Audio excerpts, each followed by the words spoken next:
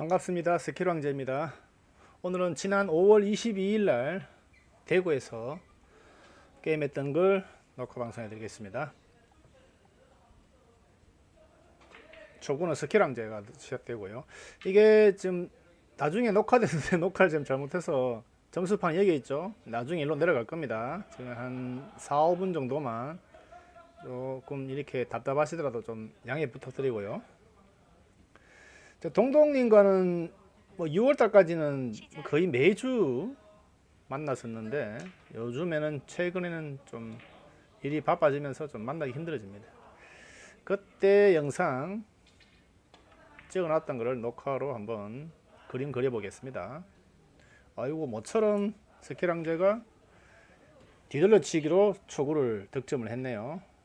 초구 득점을 이렇게 강하게 치지 않고 부드럽게 치는 이유가 1, 2족구의 컨트롤을 위해서 치는 거죠. 그래서 최대한 1족구, 2족구가 멀리 있지 않게 해서 그 다음 요렇게 원쿠션도 상당히 실수를 많이 하는 어떤 원쿠션 패턴이에요. 금방은. 근데 힘 조절이 조금 안 돼서 2족구가 많이 갔습니다만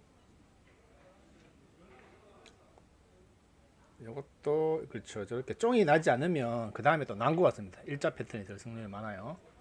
살짝 쫑을 보면서 치는 것도 좋고 가볍게. 자 일단 초구부터 조금 달리네요.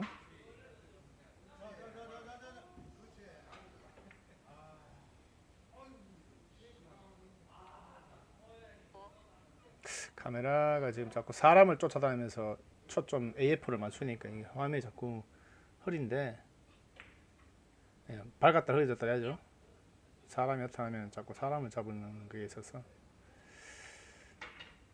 어쨌든 초구가 계속 이어지고 있습니다.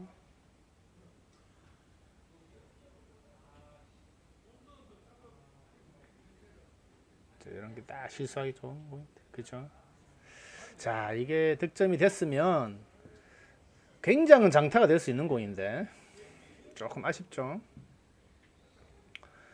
저런 역회전, 비껴치기 이런 것들의 실수를 하면 안 됩니다. 이제는 짠사배에 걸려면 아우 키스가 나면서 실수를 했죠. 그래 1족구와 테이블이 붙어 있는 공은 공을 두께 치면 키스가 난다는 걸 꼭 알고 있어야 됩니다. 그래서 그 키스를 이용하는 샷도 괜찮은 샷이고요. 자, 오늘 일단 1득점을 위한 봐라. 다시 끌어치기가 안 나눠져야 되죠. 원쿠션 패턴으로.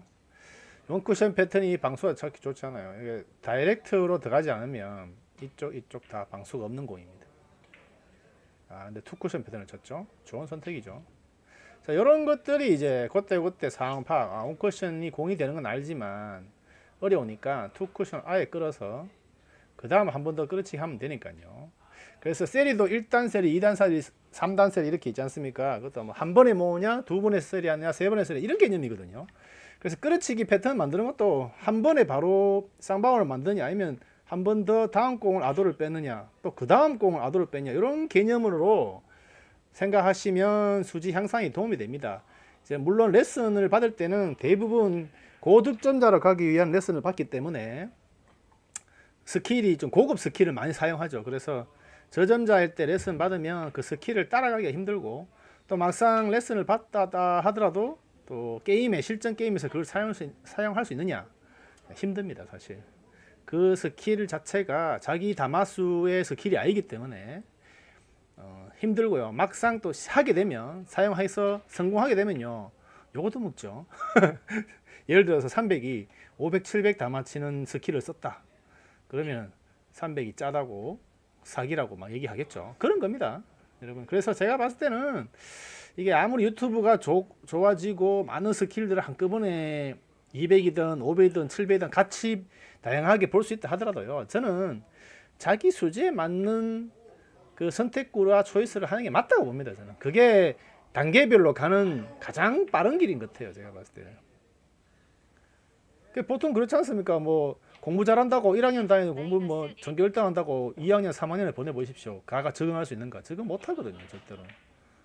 그래서 월반 하는 게 정말 천재가 아닌다면 쉽지 않습니다. 월반 한다는 게. 그래서 자기 다마를 꾸준히 스텝 바이 스텝으로 가는 게 제일 맞지 않나 저는 그런 생각합니다. 이 마세도 어려운 마세. 오늘 내려갔죠 점수판.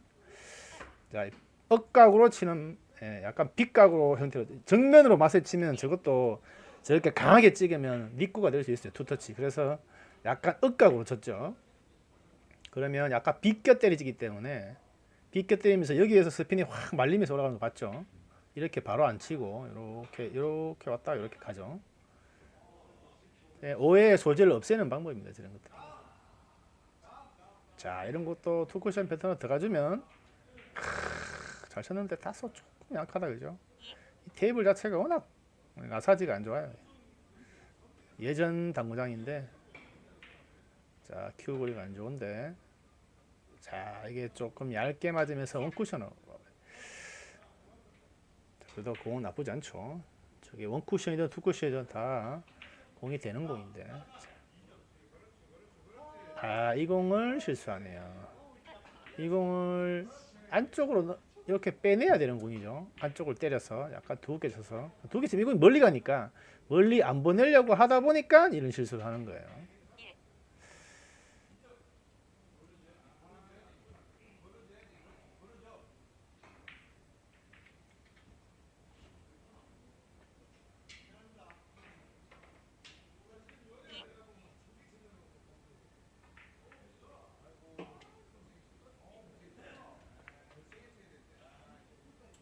동동님은 워낙 잘 치기 때문에 제가 더 이상 언급할 게 없고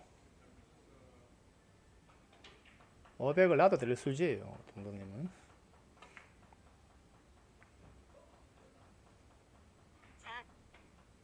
제가 한 4판 5판 치면 한 판 일까 그런 실력 차이가 납니다.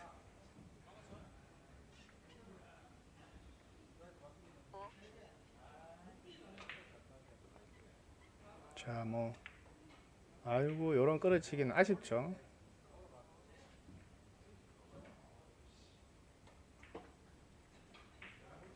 자, 이 공을 어떤 공을 초이스할까 한번 봅시다. 이게 일주구가 될지 얘가 일주구가 될지 얘가 일주구가 되면 키스가 있을 거고요. 얘가 일주구가 되면 돌아 나가서 돌아올 수 있겠냐 없겠냐가 관건이죠. 키스가 나면서 오히려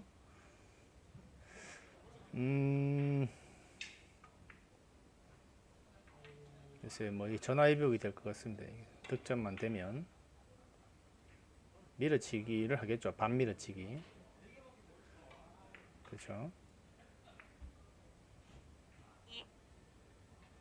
오히려 역스핀을 줘서 어렵게 쳐서 여기서 빠질 수도 있으니까 오히려 본인을 주고 여기를 좀 빵치기 하는 것 같아요. 빵치기. 빵 쳐서 이게 올려오게끔. 저런 것도 설계입니다. 확실한 득점이 아니면 굳이 반대로 힘을 줘서 어렵게 줄 필요는 없죠. 이런 것도 잘 쳤습니다만 1족구 힘이 너무 강하죠. 어쨌든 1, 2족구 간격이 뭐 쌍방울 이런 건 아니라도 2구역 안쪽에 있으면 어떤 공이든 칠 수가 있습니다. 또 원쿠션 치기를 하겠죠. 이렇게 키스가 날 확률이 좀 있네요. 키스 잘 뺐네요. 요 정도 나면서 요거는 약간의 행운샷입니다. 왜냐면 키스를 뺏는 것도 뭐 잘 쳤다고 할 수 있겠지만 이 키스는 이 키스 안 났으면 이 공이 이렇게 나가는 공이거든요. 그러니까 어느 정도 조금 운빨이 있었다. 스포츠란 게 운칠기삼이니까요. 이런 가벼운 맛세. 자, 지금 봤을 때는 이 공이 맞았을까요? 빠지죠. 최대한 앞에 있는 공을 치는 게 맞습니다만 아쉽죠.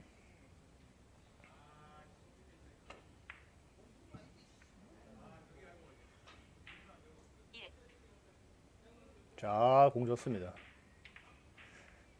자, 이거는 조금 파워를 조절했으면 이게 쌍방울이 될 수 있는 공인데 조금 아쉽네요.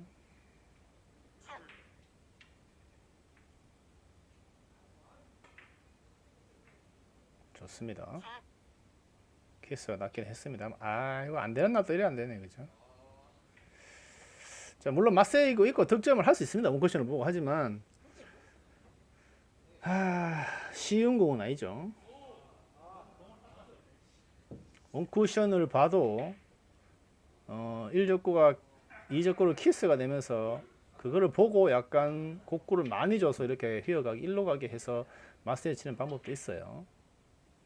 아니면 그러니까 이쪽은 큐 거리가 좋지 않죠. 이렇게 테이블 타고 올라와야 되는데 이렇게 감으면 키스가 없지만 큐 거리가 안 좋은 것 같습니다. 그래서 이쪽 마세를 찍 때 이가 키스 나서 이렇게 구소에 가고 내가 따라간다라는 느낌을 치면은 좋은 결과를 얻을 수 있는데 그거를 굳이 안 치고 쉬운 빈 쿠션을 쳤습니다만 이 쉬운 빈 쿠션도 쉽지 않아요. 이게 앞에서 비껴 맞아야 되기 때문에 다이렉트는 없잖아요. 맞고 이렇게 갔다가 이렇게 와야 되는데 자 그게 쉽지는 않습니다. 정확한 각을 재야 되기 때문에 이 테이블에 완벽하게 적응했을 때만 가능한 빈 쿠션이에요. 그래서 프로들도 뭐 상구 뭐 이게 PBA 이런 거 보면 프로들도 빈 쿠션 칠 때 막 실수하잖아요. 시스템 그렇게 하시고 그렇게 감각 좋으신 분들 연습 많이 하신 분도 빈 쿠션 막 그냥 백차 타는 경우 많죠. 그게 왜 그러냐면은 이 테이블이 셋 테이블이잖아요. 대회 때는 셋 테이블이거든요. 셋 테이블이면 셋 테이블의 적응을 누가 빨리 하나의 어떤 그런 핸디캡도 많이 작용합니다. 그래서 아무리 고소를 하더라도 자기가 평상시에 치던 그 테이블이 아니면 고생하게 돼 있어요. 그래서 몇 번 실수를 하면서 적응해 가시는 고수분들 제가 많이 봤거든요.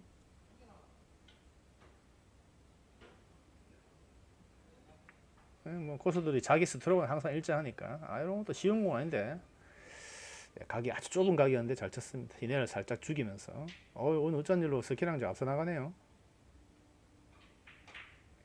도리처가 좀처럼 앞서가 나가는 게 잘했는데 자 이것도 흐르는 각을 이용해서 역회전을 살짝 잡아줬죠. 자, 밀어치서 1적구를 횡단으로 올라오게끔 좀 강하게 치죠. 이렇게 그렇죠. 키스가 줘서 좋습니다. 키스가 안 났으면 1위로 가서 이렇게 오르는 각인데 키스가 나면서 살짝 위로 올랐죠. 그렇다면 다시 역회전을 잡아서 칠까요? 이건 좀 강하게 해서 이걸 돌아올 필요가 있는데 생각보다 얇으면서 돌아올 수는 없네요. 돌아올 수 없는 강을 건너버렸죠.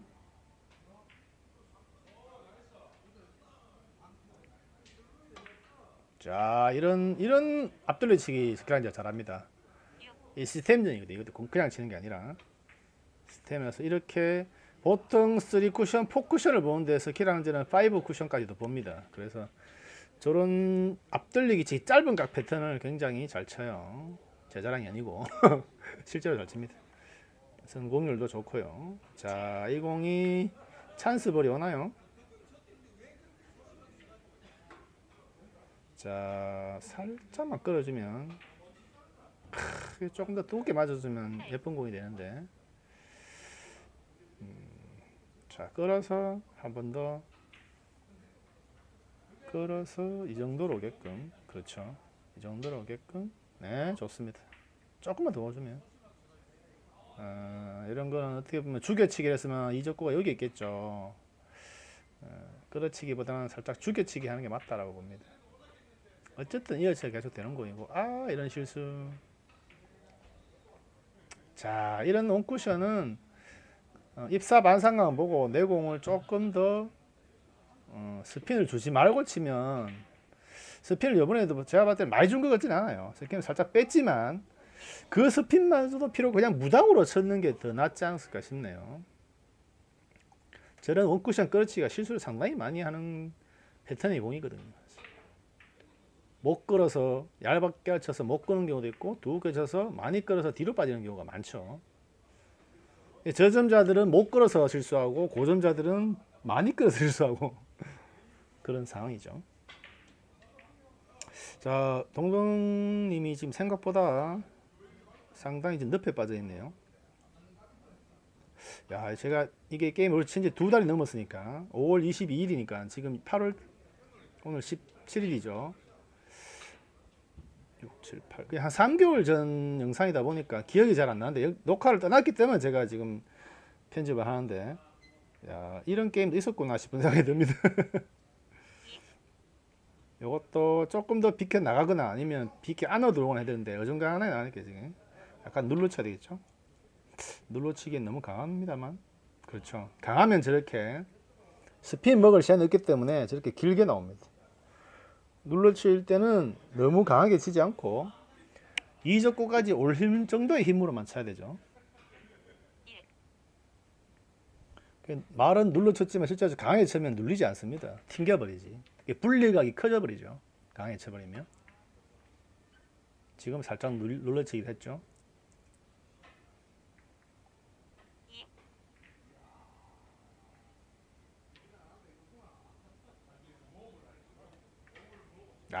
이런 온쿠션 아깝죠.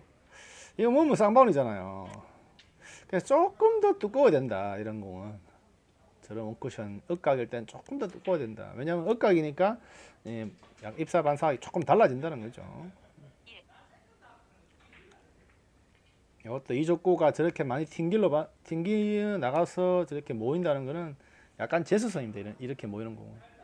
정말 스케일은 이걸 뜻하는 게 아니라 갔다 오고 이 공은 여기 있어야 되는 공이죠. 그래도 뭐 어쨌든 운칠기 3이니까 저런 공들은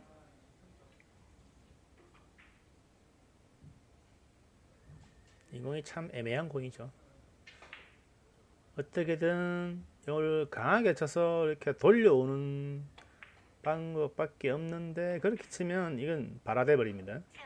이렇게 되기 때문에 이런 실수를 많이 한다는 거죠. 보통 사람들이 1득점하게 쳐보면 이건 가버리고 이건 여치면 이렇게 쭉쭉 벌어지죠.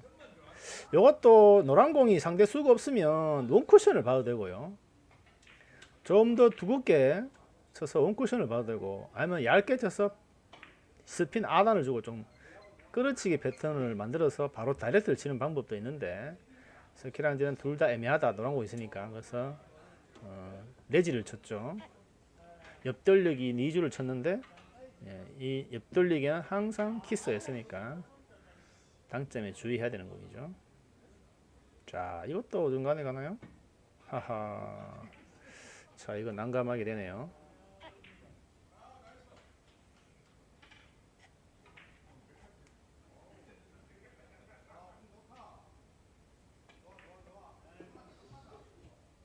자, 이런 옆돌리기는 실수하면 안 되는 건데 무조건 득점하면 공 되는 공이거든요. 쌍방울은 알지어도 그 다음 공 후속 배치가 좋게 나오는 공이죠. 그런 건들은. 자, 또 한 30점대 넘어가니까 스키랑자 또 실수하고 이거 같이 실수하네. 이런 옆돌리기 패턴은 마이너스 1.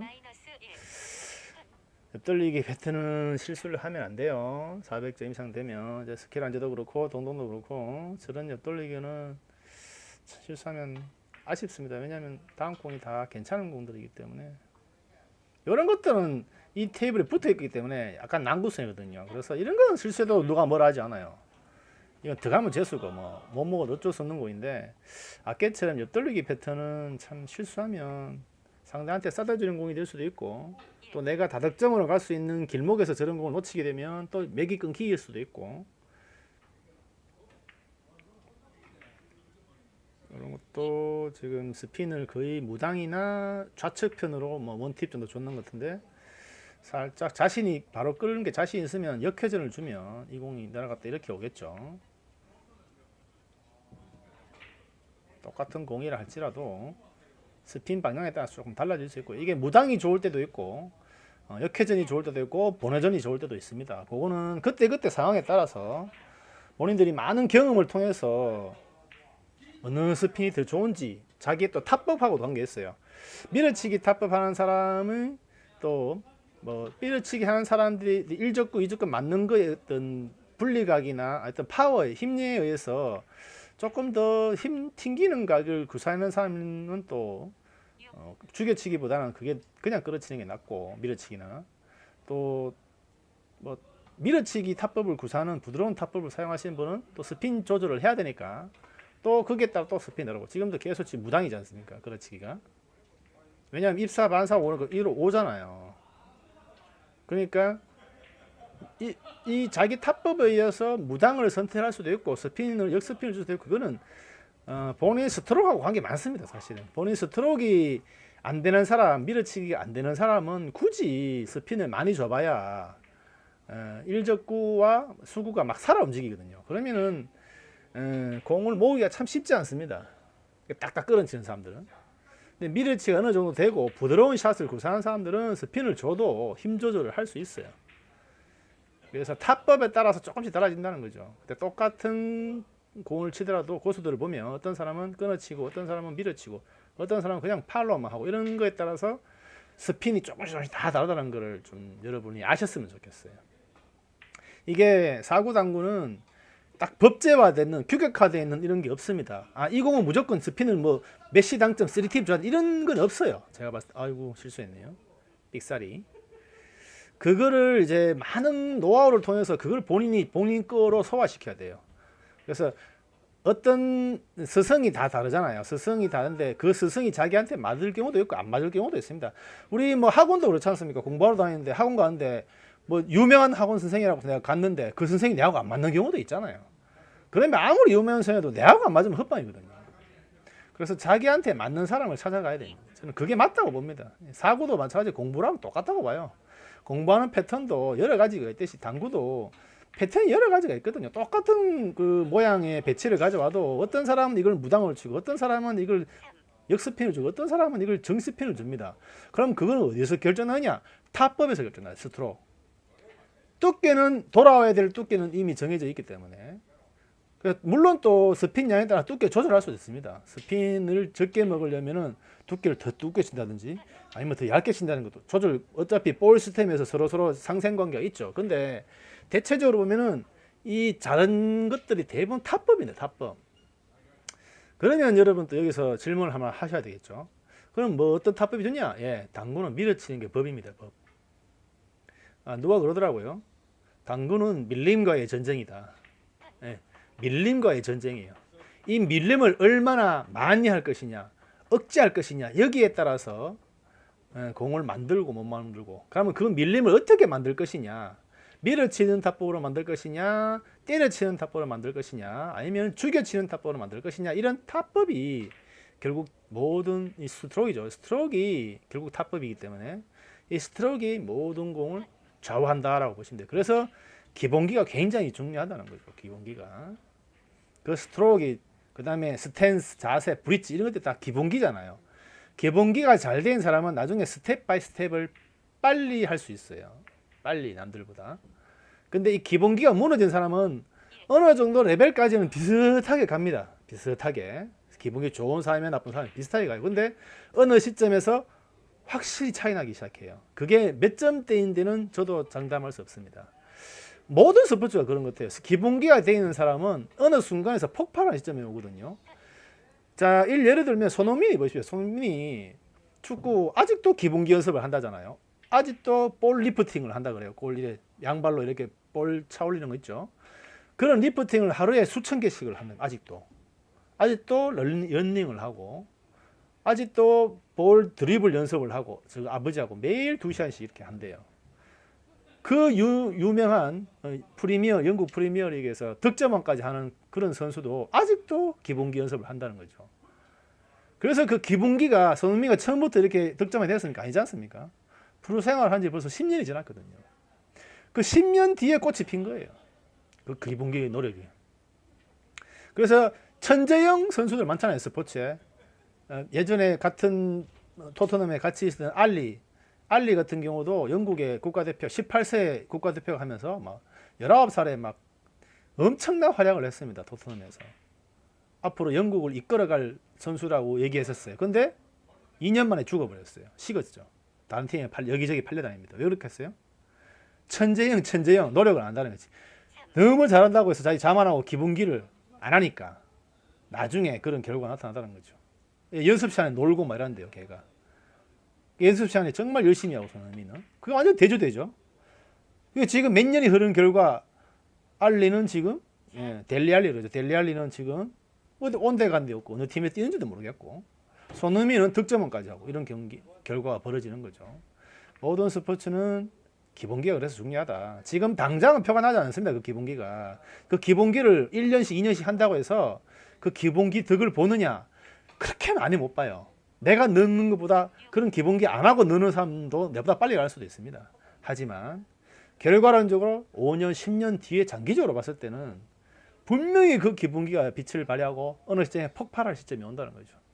저도 그걸 믿기 때문에 1년 넘게 꾸준히 지금 그 2년째 지금 기본기 연습을 많이 하고 있어요. 지금도 당구장 가면 저는 스트로크 연습부터 합니다. 그 다음에 끌어치기, 그 다음에 원 쿠션, 투 쿠션, 그 다음에 쓰리 쿠션, 그 다음에 세리 연습 이런 식으로 해요. 이런 패턴 잘 치죠. 예, 수고하셨습니다. 다음 경기 다시 찾아뵐 거예요. 구독, 좋아요, 알림 설정은 저를 힘나게 하니까요. 뭐든 무료니까 팍팍 좀 눌러주시면 감사하겠습니다. 다음 경기 뵙겠습니다.